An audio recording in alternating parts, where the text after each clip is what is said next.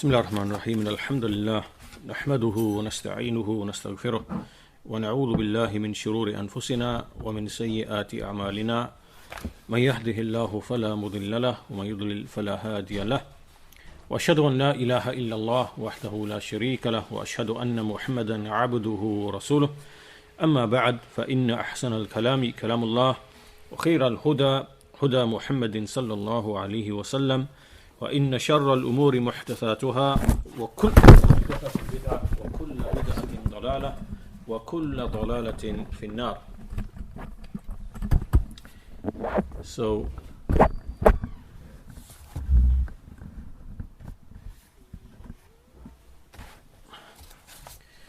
this is our fourth lesson in this series on the goals and objectives behind the commands and prohibitions or of Islamic law.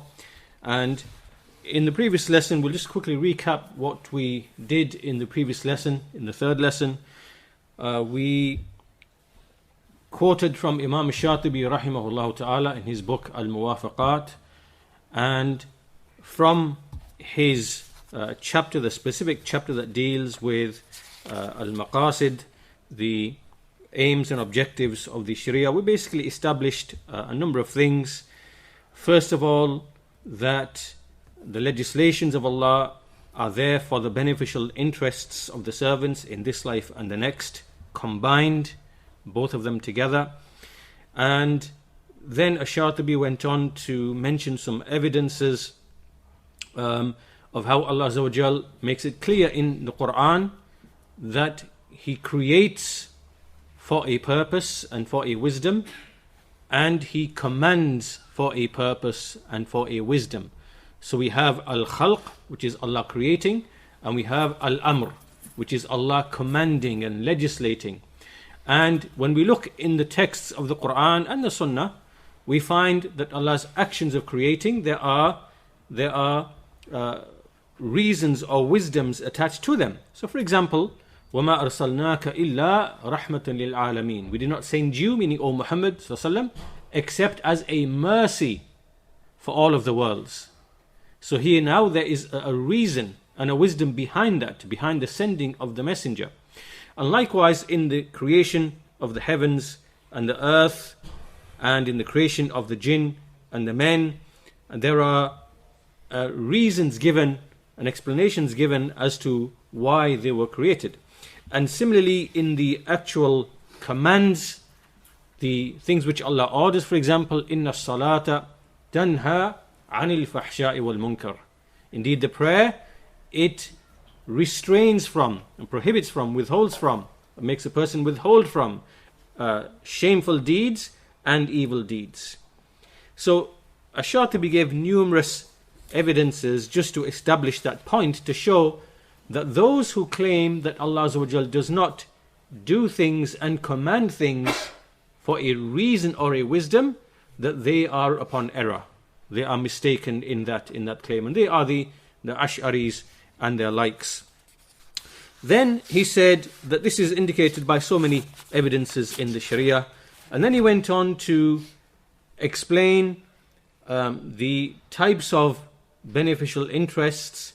And so we spoke about the dururiyat, hajiyat, and the tahsiniyat. We discussed that in the previous lesson. And Ash-Shatibi simply gave quick examples, quick illustrations of what we mean by each category. And so we went through all of that.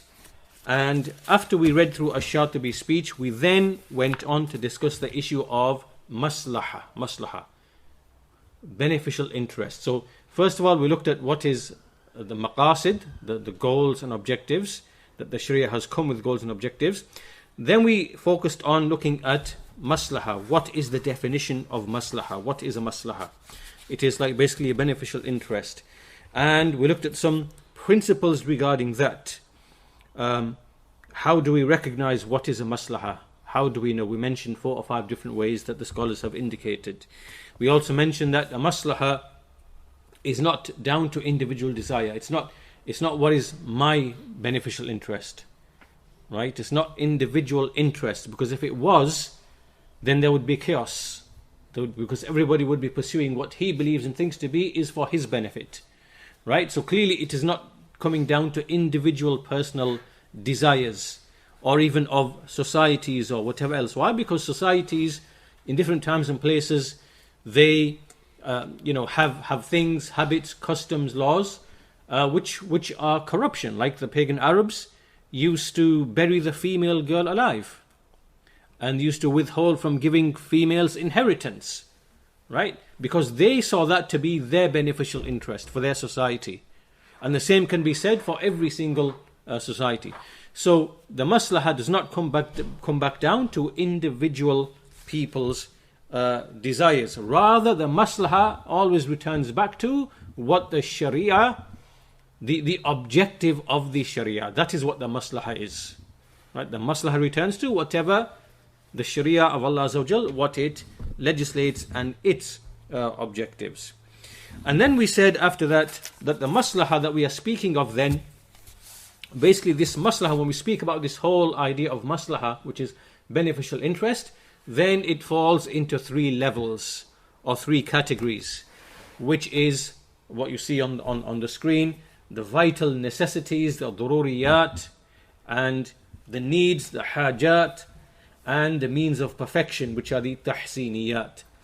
Right? So in the previous lesson, we gave quick illustrations of each of those three.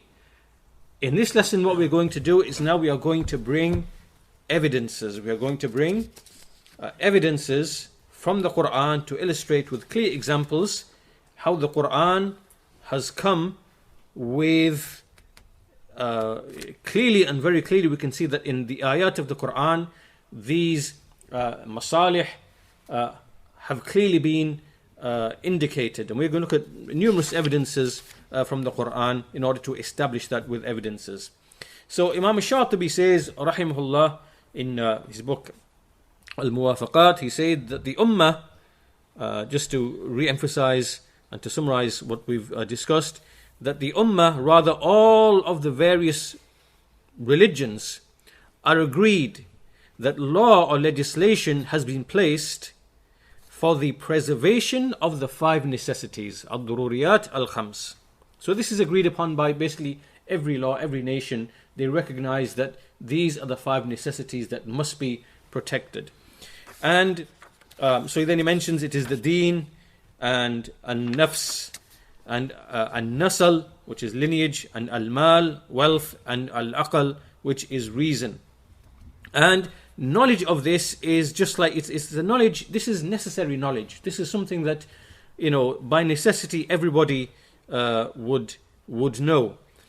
And he says that, however, there isn't any one specific evidence which comes along and says, deen, nafs, aql, mal, nasl. There's no evidence like that which puts it like what we have here.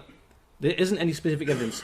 However, he says that the Sharia as a whole, when we look at all of its texts, it has such evidences that cannot be enumerated, which actually point to this very thing, right? That the Sharia has come to protect the deen, the nafs, the soul, the life, aql, reason, wealth, and likewise lineage. So the evidences collectively, they are abundant in actually indicating all of this.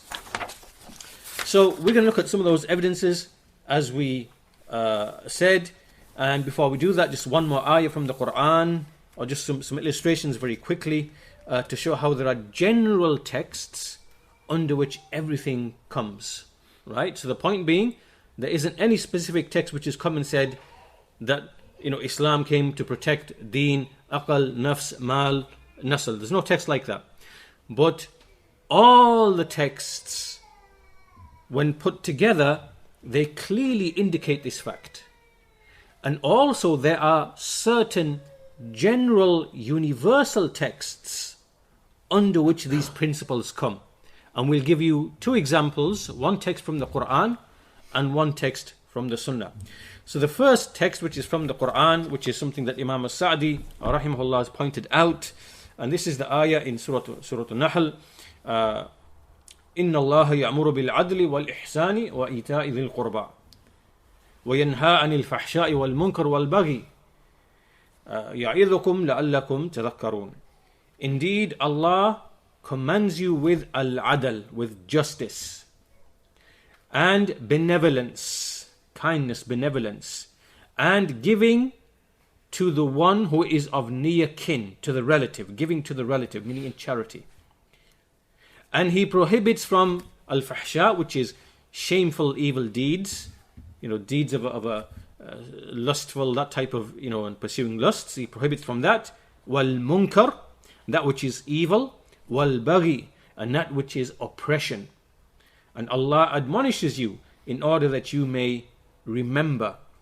So, here in this ayah, as Sa'di rahimahullah explains, that this verse is universal and general for everything that the Sharia has come with, of commands and prohibitions, of laws, of legislations. It incorporates all of that because the Sharia is based upon al-adl, upon justice, upon establishing justice. And it prohibits, it removes that which opposes justice from al-fahsha, al-munkar, al-baghi. Right? So under this would come all of the masalih, all of the beneficial interests, and this clearly indicates the objective of the Sharia. What is it? To establish justice and benevolence. Al-adl and ihsan, they are the foundation of law. All of law is built upon justice and benevolence, showing benevolence.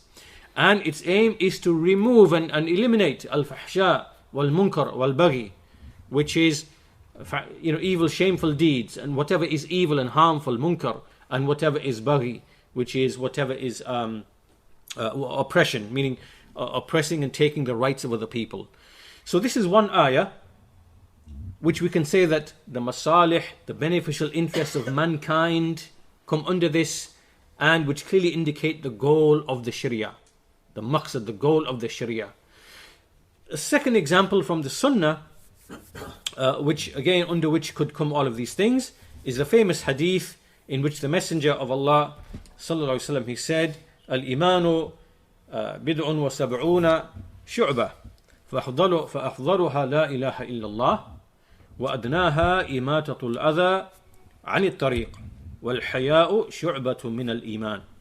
So Iman consists of 70 odd branches, and the most superior of them is the statement La ilaha illallah, and the lowest of them is to remove something harmful from the flaw. To remove something harmful from the flaw. And modesty, al-haya, is a branch of Iman. So here, in this hadith, the Messenger of Allah sallallahu has brought together two ends of the religion. The first of which is the loftiest, that relates to the aqidah of Tawheed, the kalima la ilaha illallah. And so this therefore is establishment of Tawheed, establishing Tawheed. And on the other side is one of the kind of one of those things by which you are removing something harmful from the flaw in order that people are not harmed. Right? So if you remember in the previous lesson, we said that the Sharia, when the Sharia legislates in order to actualize these necessities, then it does it from two angles. One is from min janib al-wujud, right, from the angle of existence, to make those things exist, and from the angle of min janib al-adam, in order to legislate so that they no longer do not exist, if you know what I mean. So here, for example, the command or the statement to say La ilaha illallah, this is to bring about the existence of Tawheed, to establish Tawheed, that a person says La ilaha illallah. And to remove something harmful from the flaw is to remove, basically is to protect, which would come under protection of life from, not subjecting people to harm and things of that nature. So this is now removing things that would eliminate safety and that would remove safety from the people.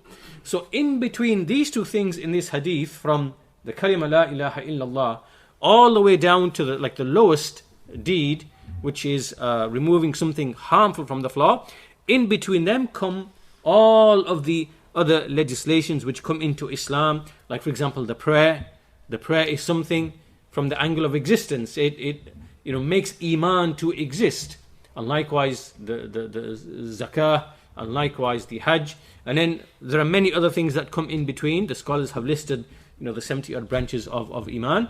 And so within them, when you look at each of those things, you will be able to understand how they enter into these categories of either the necessities or the needs or the perfections, and how the aim of them is to protect and preserve these things that we mentioned, which are the life, religion, lineage, wealth, and so on and so forth. So once these two evidences, so these are two general evidences under which we can put all of this discussion that we are having. Now we move to specific examples where this is clearly illustrated in the Quran, and likewise later in the Sunnah. So from those examples, evidences from the Quran to indicate the maqasid, the goals and objectives of the Sharia, which is to preserve the masalih, the beneficial interests, and those masalih are of three levels as you see on the screen. Then from them is the statement of Allah Azza wa Jal. From them is the statement of Allah Azza wa Jal. Yes, so these are the dururiyat, hajat, and tahsiniyat. So under dururiyat comes the five things, right? This is the first level. So from those evidences is the statement of Allah Azza wa Jal in Surah Al-An'am towards the end. قُلْ تَعَالَوْا أَتْلُوا مَا حَرَّمَ رَبُّكُمْ عَلَيْكُمْ. Say, come, I will rehearse to you or recite to you what your Lord has made unlawful upon you. And then he says, Allah tushriku bihi shay'a, Allah tushriku bihi shay'a, that you do not associate any partners with him. So what is this now? This is prohibiting what? Shirk. So what is this now? This is preservation of which of the five dururiyat? Religion. From which angle? Wujud or Adam? From Adam. Yeah? Because this is now prohibiting shirk, which would invalidate tawheed and make it non-existent. Right? Allah tushriku bihi shay'a wa bil walidaini ihsana. And he has enjoined benevolence and kindness to the parents. وَلَا تَقْتُلُوا أَوْلَادَكُم مِّنْ إِمْلَاقٍ. Do not kill your children for want of poverty. What is this now? Preservation of what? Life. From which angle? Wujud or Adam? Adam, because it's prohibiting taking the life, which is to maintain and keep life. نَحْنُ نَرْزُقُكُمْ وَإِيَّاهُمْ. We shall provide for you and for them. وَلَا تَقْرَبُوا الْفَوَاحِشَ مَا ظَهَرَ مِنْهَا وَمَا بَطَنَ. Do not approach the fawahish, the shameful, lustful deeds like zina and things like that. Whatever is apparent thereof and whatever is hidden thereof. What necessity is this now? Huh? It is nasl. It is lineage. Yes, it is lineage. Yes, because adultery and things like that nature, they confuse the lineage. And from which janib? From the angle of wujud or Adam? Adam. Well, because these are all prohibitions. These are prohibitions, obviously. وَلَا تَقْتُلُوا النَّفْسَ الَّتِي حَرَّمَ اللَّهُ إِلَّا بِالْحَقِّ. And do not kill the soul which Allah has prohibited except on account of a right. This is which of the necessities? Life. Right? And ذَلِكُمْ وَصَّاكُمْ بِهِ لَعَلَّكُمْ تَعْقِلُونَ. وَلَا تَقْرَبُوا مَالَ الْيَتِيمِ إِلَّا بِالَّتِي هِيَ أَحْسَنُ حَتَّى يَبْلُغَ أَشُدَّهُ.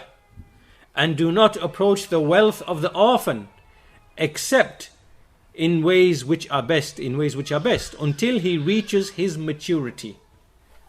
So which of the five necessities is this speaking of now? Wealth. That's right. And from which angle? From Adam or Wujud? It's Adam, obviously, yes, because it's prohibiting messing around and taking the wealth of the orphan unlawfully. So the aim is therefore to preserve the wealth of the orphan. وَأَوْفُوا الْكَيْلَ وَالْمِيزَانَ بِالْقِسْطِ, and be just in the weights and the measures. So this again would be mal, right? This would be wealth. From which angle? This time is from the angle of wujud, because it's commanding justice in the dealing with wealth in weights and measures and in trade and things of that nature. And then the ayah continues, لا نكلف نفسا إلا وسعها. We do not burden a soul except with its ability. وَإِذَا قُلْتُمْ فَاعْدِلُوا وَلَوْ كَانَ ذَا قُرْبَى. And when you speak, then speak with justice, even if it is in relation to a near relative. And then the ayah continues, وَبِأَحْدِ اللَّهِ أَوْفُوا ذَلِكُمْ وَصَّاكُمْ بِهِ لَعَلَّكُمْ تَذَكَّرُونَ. This is what he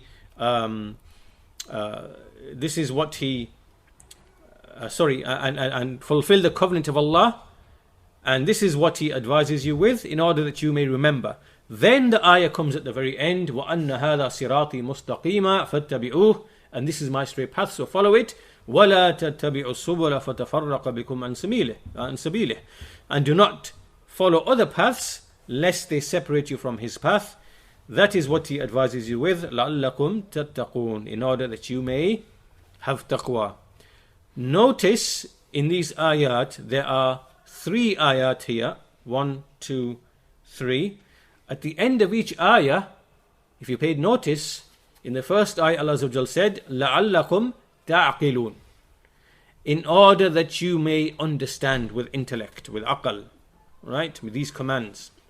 In the end of the second ayah, he said, لَعَلَّكُمْ تَذَكَّرُونَ, in order that you may remember, that you may be reminded.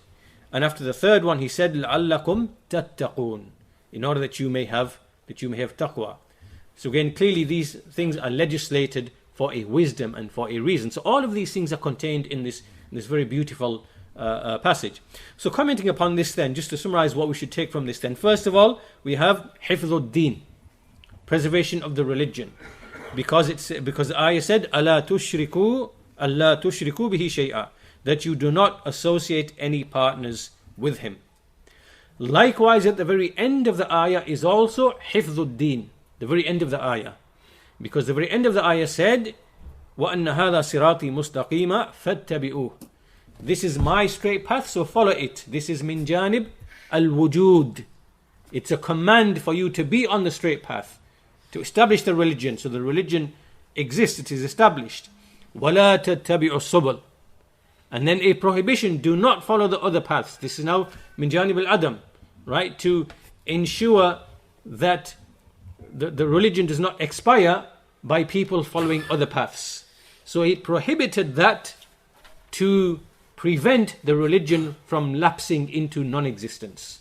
Right? You get where it's coming from. So that's clear in the ayah, ad-din. As for an-nafs, we already explained that in 2 instances it is prohibited to kill. First of all, to kill one's children just because of fear of poverty. This is prohibited. And likewise, to kill a soul unlawfully without due right. This is also unlawful. And obviously the exception is without a due right. إِلَّا بِالْحَقِّ. Why is this? Because there are instances in which the killing of a soul is justified. So for example, in the case of retribution for murder, and in the case of, ar-ridda, and likewise in the case of protecting an-nasl, lineage, by way of adultery and things like that. Right? So had it not been for these instances, then there would be transgression upon people's life, and upon lineage, and upon the deen. Right? So unlawful killing without due cause is prohibited, except in those examples or exceptions which we have mentioned, and which come under the statement illa bil haqq. So this is now hifdhun nafs, preservation of the nafs. As for nasl, as for the lineage, well, do not approach al-fawahish, do not approach shameful deeds, ma dhahara minha wa ma batan. And from the greatest of fawahish is az-zina, which is adultery, and which Allah Azza wa Jal described in another ayah, وَلَا تَقْرَبُوا الزِّنَا إِنَّهُ كَانَ فَاحِشَةً وَسَاءَ سَبِيلًا. Indeed, it is a fahisha, and it is an evil path, it is an evil way. And under an-nasl, under lineage, the scholars include also al-ird. Al-ird is one's honor, a person's honor. And likewise, an-nasab, which is your ascription, in terms of, you ascribe to your father, to your actual father. Right? So there's lineage, there is ascription, and there is al-ird, which is your honor. Right? So under this would come that you can't accuse chaste women of falling into adultery, and you can't make accusations like this, because you are not, this comes under this issue of nasl, of lineage and ird, and a person's honor, right? Because you are essentially saying that such and such person was born illegitimately, right? So now you're attacking the honor of that lineage. So all of this comes under this particular issue of hifdhun nafs. As for hifdhul mal, that's clear. Do not approach the wealth of the orphan except in ways that are best. And likewise, fulfill all of your contracts and your agreements. And likewise, وَأَوْفُوا الْكَيْلَ وَالْمِيزَانَ بِالْقِسْطِ, and give in weights and the balance in the weights. Do justice, and with justice. All of this is to do with mal. And finally, as for aqal, the ayah said, لَعَلَّكُمْ تَعْقِلُونَ, in order that you may have aqal. So clearly, these legislations are there in order for you to acquire understanding, to have aql, for you to understand the wisdoms behind these legislations, so that you acquire aql. So that's included in the passage. So this is a very beautiful passage to illustrate for our purposes, to illustrate the point.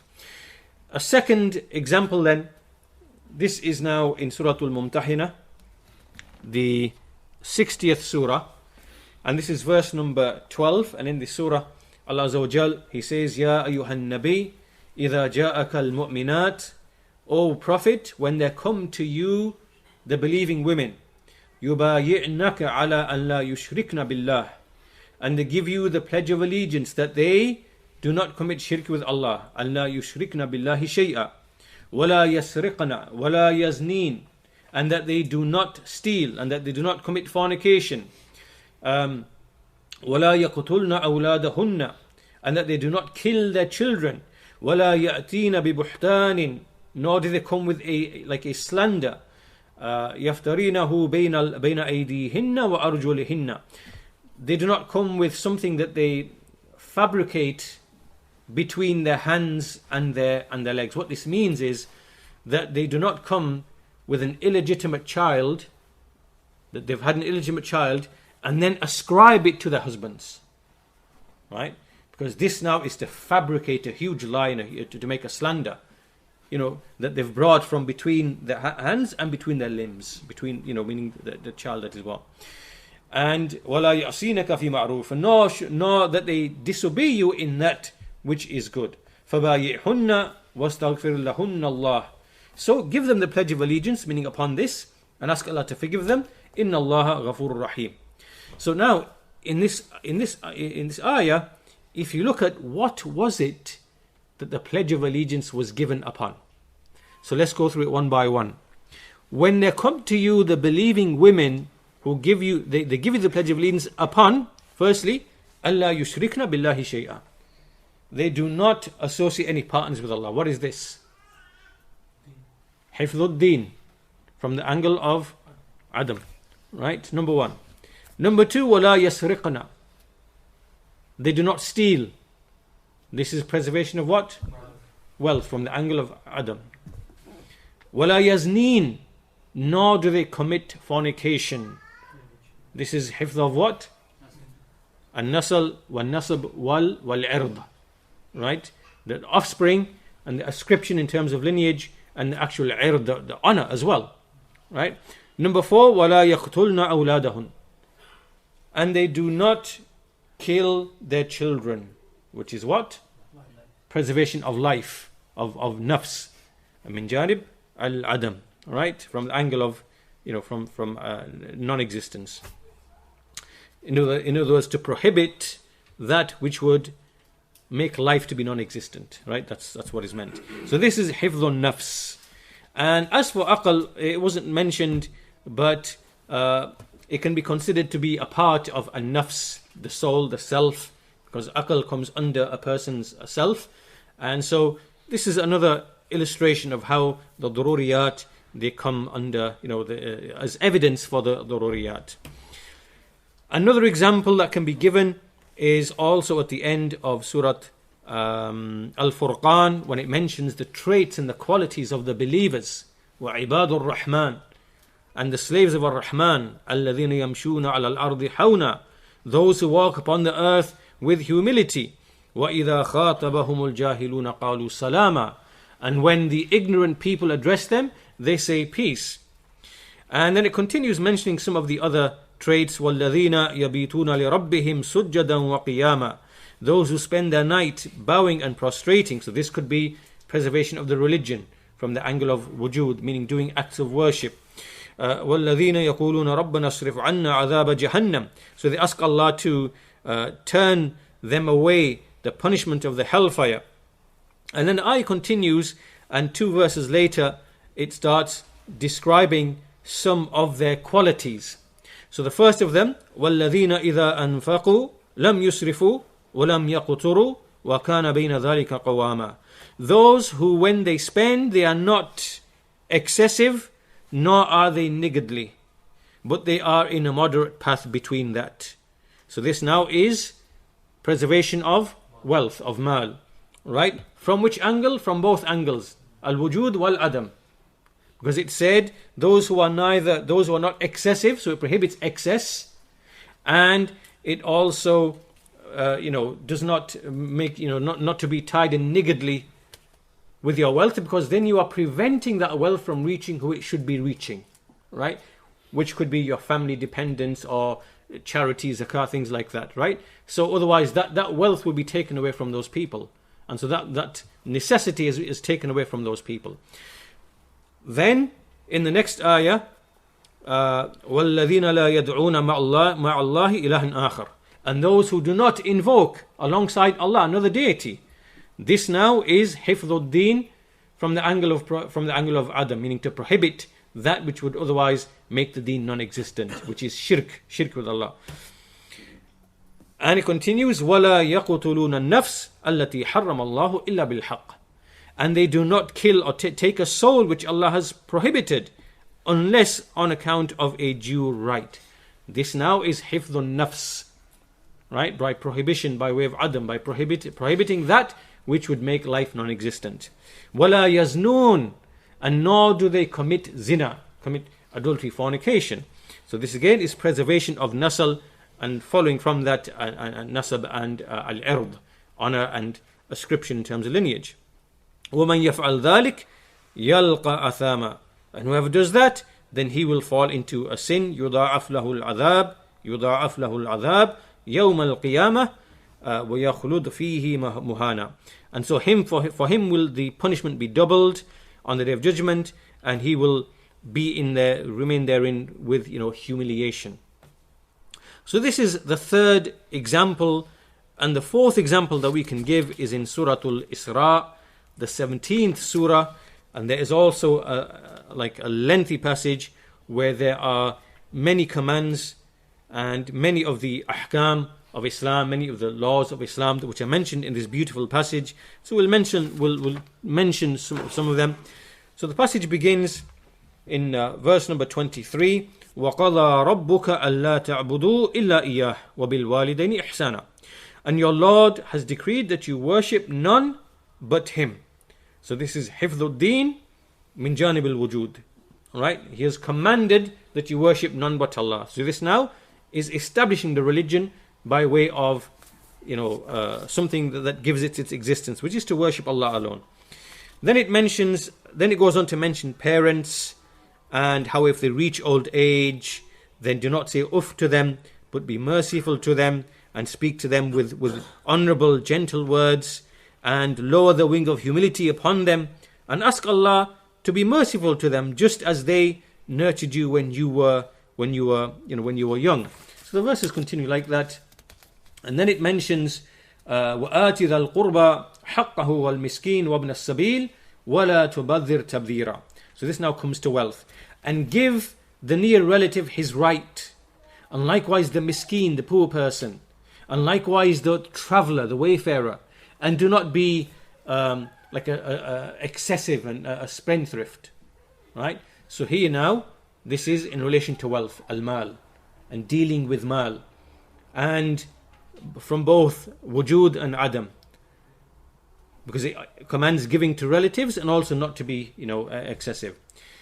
And then it mentions how those who are the spendthrifts, they are the brethren of shaitan. Why? Because they waste wealth. This is destruction of wealth. Then later it mentions again similar to same on the issue of wealth. Do not put your hand وَلَا تَجْعَلْ يَدَكَ مَغْلُولَةٌ إِلَى عُنُقِكَ. Don't make your hand to be tied to your neck, meaning out of miserliness, not wanting to spend, but nor extend it out completely and fully, so that you come back, blameworthy and in, So in other words, don't be excessive either and waste your wealth. So this again is in relation to wealth, the necessity of wealth. Then وَلَا تَقْتُلُوا أَوْلَادَكُمْ خَشْيَةَ إِمْلَاقٍ. Once again, do not kill your children out of the fear of poverty. And وَلَا تَقْرَبُوا الزِّنَا, in 2 verses afterwards, do not approach zina. Indeed, it is an evil and an evil path and an evil way. And again, وَلَا تَقْتُلُوا النَّفْسَ الَّتِي حَرَّمَ اللَّهُ إِلَّا بِالْحَقِّ. And do not kill a soul that Allah has prohibited except by way of truth, by way of haqq, right. وَلَا تَقْرَبُوا مَالَ الْيَتِيمِ إِلَّا بِالَّتِي هِيَ أَحْسَنُ. And again, do not approach the wealth of an orphan except with that which is the best. So you can clearly see from all of this, just like the other passages that we brought, you can see all of the dururiyat contained within this particular passage. So now when we go back to what Ash-Shatibi said and what we mentioned before, is that there isn't any one text which is going to say to you, deen, aqal, nafs, mal, nasl. There's nothing like this. But when you look at all of these texts and you look at all of these passages and the rulings, you can clearly see that it is clearly evident that there are certain necessities that the Sharia in its laws and prohibitions is protecting and preserving. And all of them were contained in these passages that we have just read, that we have just seen. Now, also we can illustrate the same thing with a hadith which mentions specific dururiyat. So we'll give 1 or 2 examples of that. From them is the statement or the hadith of related by al-Bukhari, narrated by Ibn Mas'ud radiyallahu anhu, who said, قال قلت يا رسول الله أي الذنب أعظم. O Messenger of Allah, which sin is the greatest sin? قال أن تجعل لله ندا وهو خلقك. It is to make for Allah a rival, in worship, whilst He is the one who created you. Right, so this now is a prohibition of shirk. So this is hifdhud deen, and it is from the angle of prohibition, from the angle of Adam, right? Because it's prohibiting shirk. It's the greatest, sin. قلت ثم أي. I said after this, then what after this? قال أن تقتل ولدك من أجل أن يطعم معك. That you kill your own child just because he might eat with you, that he might eat alongside you, meaning now out of poverty. And so this now is hifdhu nafs, to preserve and protect life. And thirdly, قلت ثم أي, I then said, then what? He said, أن تزاني خليلة جارك, that you commit zina, that you commit fornication, adultery with the wife of your neighbor. This is evil. And so this again is hifdhu nasl, preservation of the nasl, and likewise ird, of person's honor, of that your neighbor's wife's honor and your honor, and so on and so forth. And likewise of ascription, because if a child is born, then that child cannot be ascribed to you. It's not yours. right? Because it's born through zina, right? So now this lineage starts to get lost now. The nasab starts to get lost. So all sorts of complications and corruption starts setting into society now because of this, right? And people's rights are lost and so on and so forth. So this is a clear example from the hadith. And another example that could be given from the angle of hifdhun nafs is the hadith that mentions that the blood of a Muslim is inviolable. The one who testifies none has the right to be worshipped except Allah, and Muhammad is the Messenger sallallahu alaihi wasallam, except on account of three things: an nafs bin nafs, right? Retribution, life for a life. Wa thayyibu zani, married adulterer, like a married fornicator. Wal mariqu min ad-din at-tariqu lil jama'ah, and the one who at-tariqu li dinihi, the one who abandons his religion abandons the jama'ah. So these are just some texts from the ahadith, under which we can clearly see in a specific sense that the maqasid, the daruriyat are clearly mentioned, and examples have been given of that. So this now leads us to the next issue, and we are looking, so this was all of the evidences for the daruriyat, right? The first of the three masalih, the first of the three beneficial interests, because beneficial interests are of three types. They are the necessities, and these are these five things. Without these five things, there will be corruption, there will be chaos in society, right? So these five things have to be protected, and law has to protect these five things from wujud and adam, as we mentioned. Then after this we have the hajat, we have those things which are the needs, and as we explained before, the needs, they are those things. The word haja, it means a need or something that falls short of what is desired, of what is desirable. And what is the difference between a need, a haja, and al-ittirar? Al-ittirar is compulsion, right? So you can be in need and you can be compelled. These are two different states, right? When you are in need, when you have haja, when you basically have a need, then this is when you will be in difficulty if you don't have it. You'll be in difficulty if you don't have it. Whereas ittirar, where you are compelled, then you will suffer harm if you do not have it, right? So a need, like we said before, a need is something that removes difficulties and hardships from your life, right? Whereas that which is a compulsion, something which is ittirar, then it is something that you have to repel, you have to remove, otherwise it will bring harm upon you.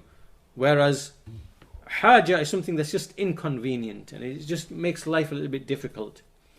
So what are the evidences for this particular maslaha? Remember, in the first part we discussed evidences for the dururiyat. Now we want evidences for the hajat from the Quran and from the Sunnah, which indicate them, in a general or a specific sense. So examples of hajiyat, things which are needs, are like, for example, trade, renting, loans, giving loans, taking loans, right? All of these are things which are from the permitted affairs and which are from the needs of mankind, right? If you were not able to trade and all you had was, a piece of land and you grew vegetables and you're not able to trade, life would become very difficult, because you need clothes, you need other things, you need to be able to do something with your goods. So basically the hajat are the things that would make life a bit easier for you, right? So included within this are things like trade, renting, loans, and things of that nature. So what are some of the evidences, whether general or specific, that make mention of life being made easy, right? So an example is the statement of Allah Azza wa Jal, وَمَا جَعَلَ عَلَيْكُمْ فِي الدِّينِ مِنْ حَرَجٍ. Allah has not made for you in the religion any hardship. This is a general ayah, a general verse. So in other words, from the ways Allah has not made any difficulty for us in the religion is that He has permitted trade. He has permitted renting. He has permitted the giving of loans. Right? These things have been permitted. Hence, Allah has not made any difficulty for us in the religion. Because if trade was not allowed, then that would mean each person would have to grow his own vegetables, go and catch animals and take their skin and make food for himself. Life would become very difficult. But Allah has first made trade to be lawful. So therefore, He has not made any difficulty in the religion. Also, a similar ayat as well, similar to this, ما يريد الله ليجعل عليكم من حرج ولكن يريد ليطهركم. Allah has not made for you, Allah does not desire to make any hardship upon you, but He desires to purify you. In Surah Al-Ma'idah, Surah 5, verse 6. And the previous ayah, Surah Al-Hajj, 22nd Surah, verse number 78.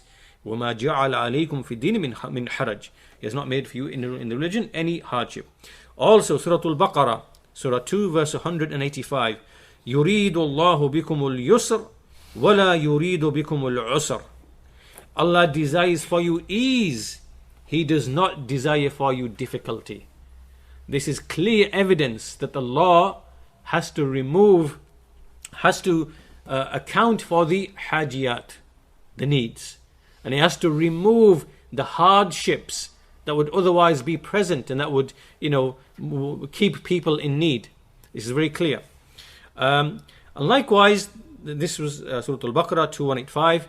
Likewise, the statement of the Messenger of Allah sallallahu Inna dina yusr, walan yushad ad-din ahadun illa ghalabah. Indeed, this religion has been made easy, and no one tries to overwhelm this religion except that it will overwhelm him. Meaning that take the religion step by step, do all of it as much as you can, as possible, but don't try to dominate and conquer the religion, because it will conquer you. The religion is greater and larger than you. So do from it what you are able. Right, this is what it means. So again, this is another proof to show that the religion has been made easy. Also, the statement of the Messenger of Allah sallallahu would come into this, La darar wa la dirar. There is no causing of harm and nor reciprocating harm to somebody else. And also the statement of Allah, the statement of the Messenger sallallahu in the hadith, Inna Allah yuhibbu rifq fil amri kullih. Indeed, Allah loves that gentleness should be shown in all of the affairs. Also the statement of the Messenger of Allah sallallahu Yassiru wa la tu'assiru wa bashiru wa la tunaffiru. Make things easy and do not make them difficult, and give glad tidings and do not make people flee from you. So here, making things easy and not making things difficult, clearly indicative of that the needs of the people have to be addressed by the law. And so from this we now understand, first of all, the dururiyat, the 5 things, they have been addressed in the law from the angle of wujud and from the angle of adam. We've seen this clearly. The next stage now is the dururiyat, and we can see that in the following 4 areas. If you want to write these terms down, we have ibadat, the acts of worship. All of our activities fall into four categories.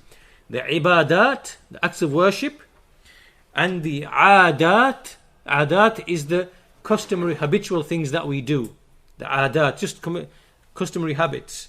And the mu'amalat, which are the dealings that we have with each other.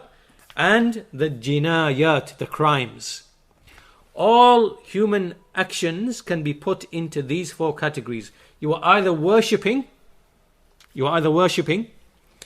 or you are engaging in trade and dealing with somebody else, or you are just doing something which is customary and habitual, a custom or a habit, or you are committing a transgression, you are committing a crime.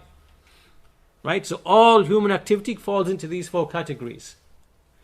So, in relation to these four categories, Allah Azza wa Jal has removed mankind from being in need, right? From being in hardship in relation to these four areas.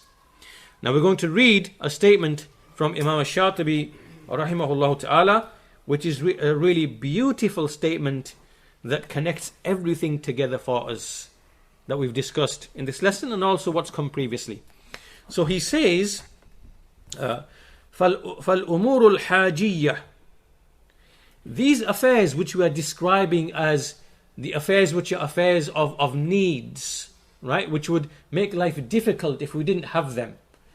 He says, إِنَّمَا هِيَ حَائِمَةٌ حَوْلَ هَذَا الْحِمَى. So what he's saying here, these affairs which are the hajiyat, they are like around the perimeter of the things which are dururiyat.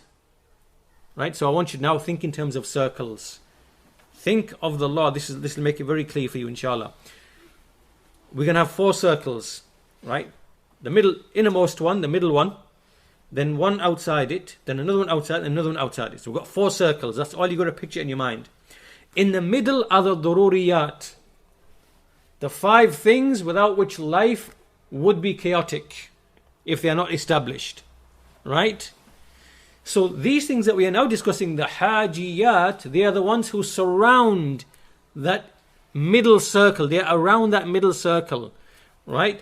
So he says, these hajiyat, the things which are the hajiyat, they are basically around the perimeter of the what are the dururiyat, the inner circle, right?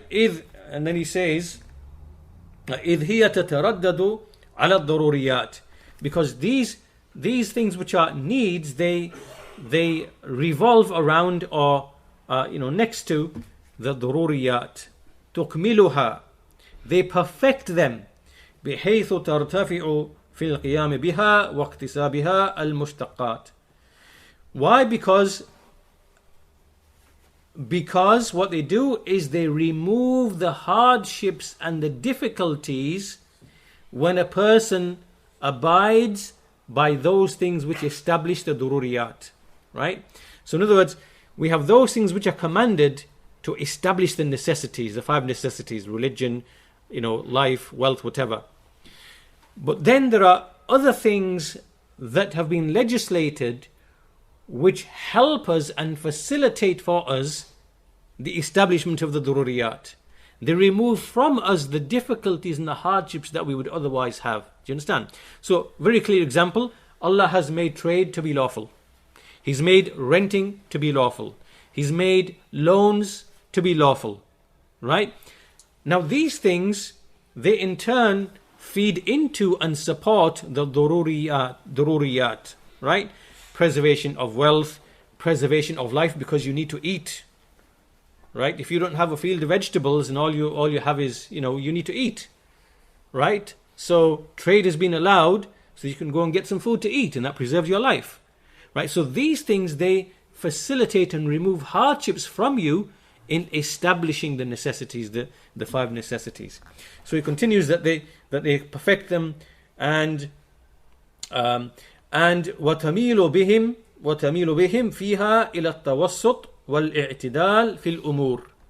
Also, when the hajiyat, when these things are legislated, they allow a person to remain in the middle, moderate path. They protect him from going to extremes of negligence or the other side, right? They're always keeping it in the middle path. Again, let's stick to the same example. You don't have a field of vegetables to feed yourself and your family, right?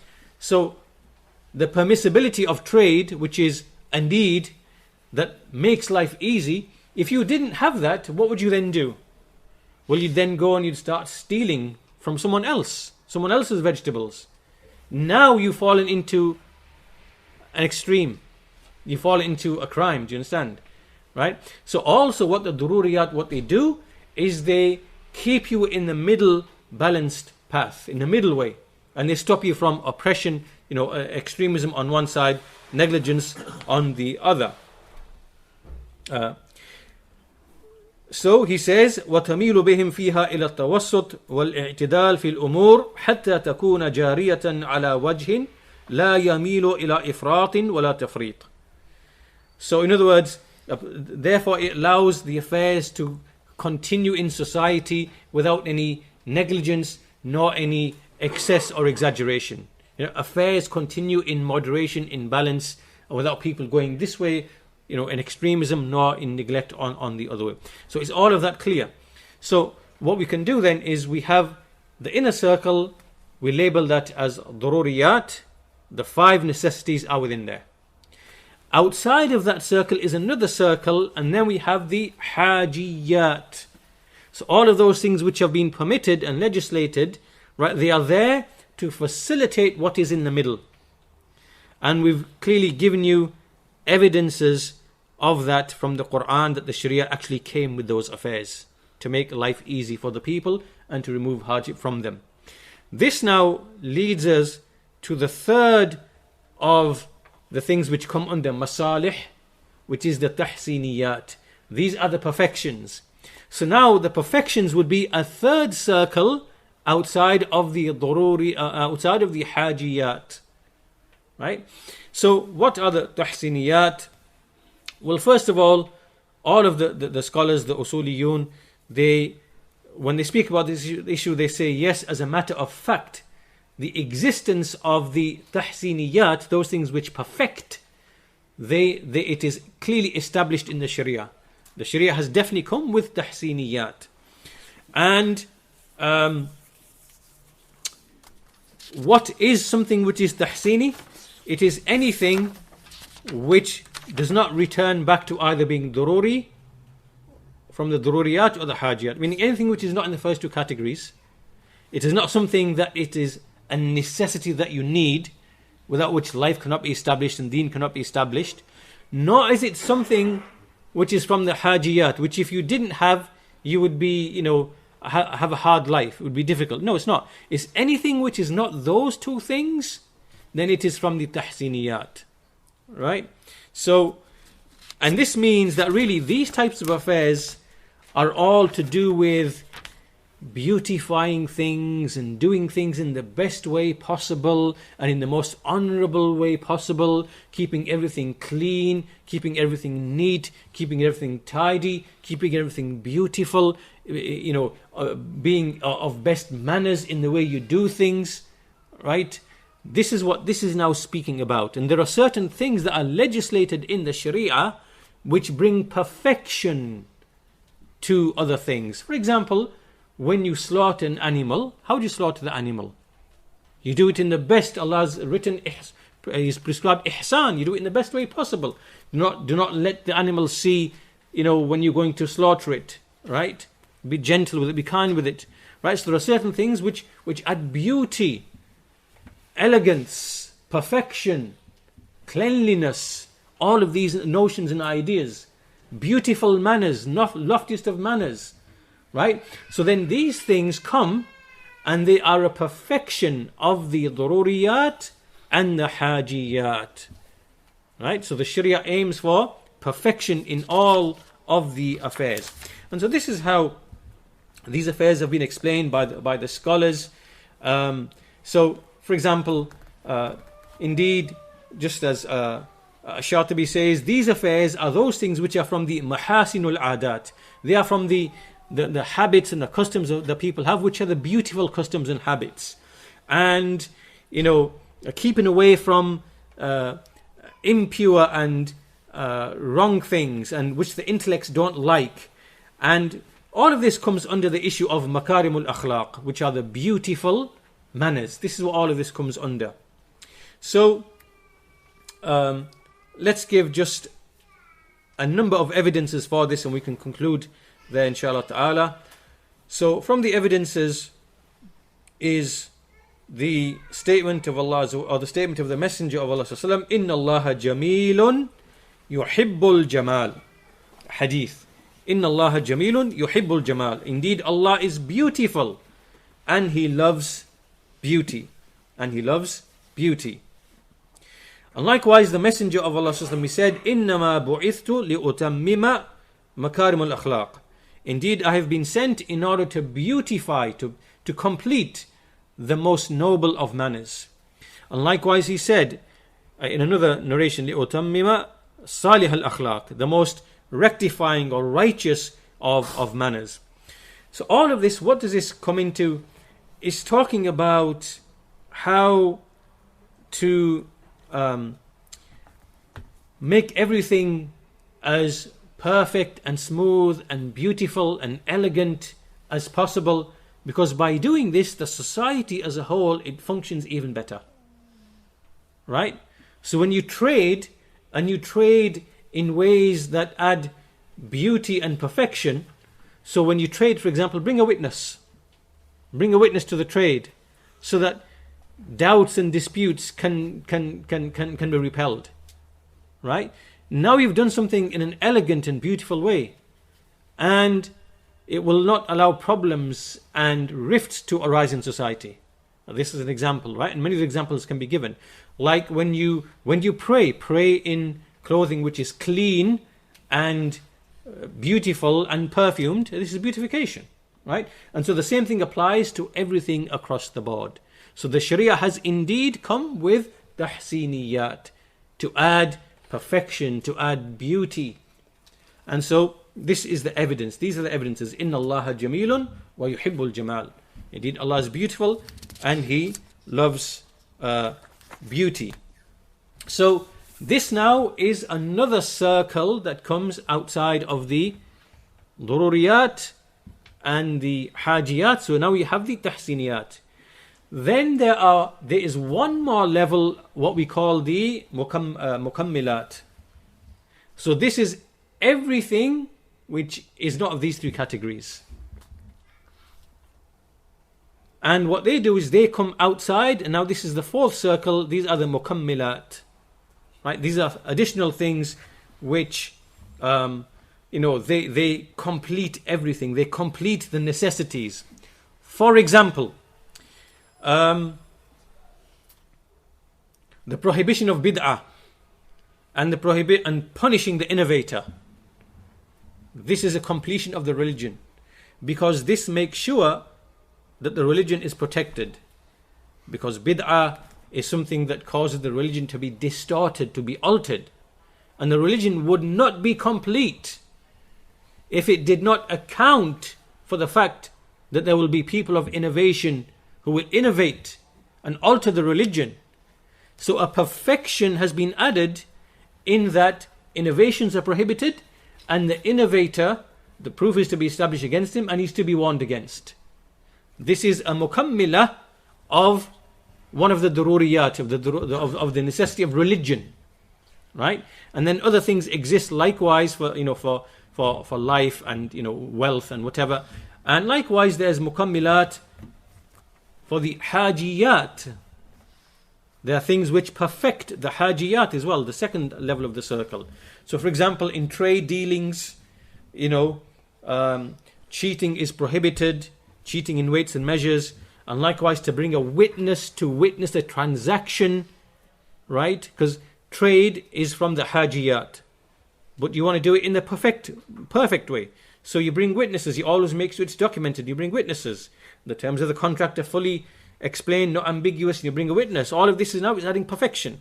So there are things which are mukammilat for the hajiyat, right? And so on and so forth. So to kind of conclude our lesson there for today, then inshallah ta'ala, we have given textual evidences from the Quran, from the Sunnah, for the masalih and the three levels of the masalih, the dururiyat, hajat, tahsiniyat. We've given them in a general sense, right? Inna Allah ya'mur bil adl wal ihsan, the first ayah, and also the hadith of the 70 odd branches, right? In a general sense, in which all of these masalih enter. And then we gave specific evidences that highlight the dururiyat, right? The 4 passages from the Quran. Then we did the same with the hajiyat, ayat from the Quran about removing hardship, difficulty. Then we did the same about the tahsiniyat, right? Inna Allaha jamilun wa yuhibbul jamal. And then at the end we mentioned the mukammilat, additional things by which the daruriyat and the hajiyat and the tahsiniyat, that they are perfected even further. All of this shows the beauty of the deen of Islam. And obviously this is just, we are just giving you like a framework here. Then the more you go further and study and look at the ahkam of the sharia and how they fulfill these objectives, you will see the beauty of this law. So this is just simply giving you that basically that framework within which to now start looking at specific texts and putting them into their proper place.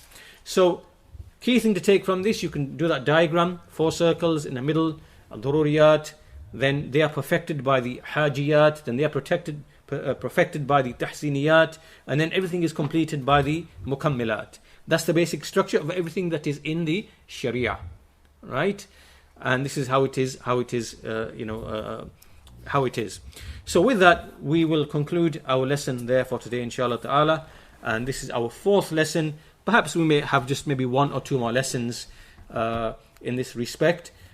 The aim was just to really give you an opening into this topic so that you can start to appreciate the commands and the prohibitions, and then use this as a stepping stone for further study. So we'll stop this lesson here for today, inshallah. In the next lesson, we could start giving specific examples of, for example, the prayer, the wudu', and things like that, and just speak of some of the wisdoms and the benefits in these affairs which have been legislated. Maybe we can finish with that, inshallah ta'ala, in the next lesson, and perhaps that will conclude this series, or perhaps we can even go into further detail depending on how far we want to take this, inshallah.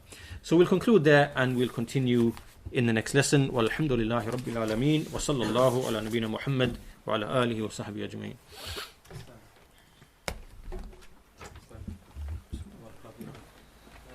How do we differentiate between the tahsiniyat and the mukammilat? The mukammilat. Yeah. Tahsiniyat was defined as anything other than.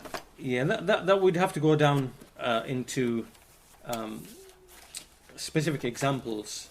Take a specific example of a thing which has been commanded. Let's say it could be a loan or a rental agreement or something, and then we look in the sharia and look at all the specific details, like the shurut.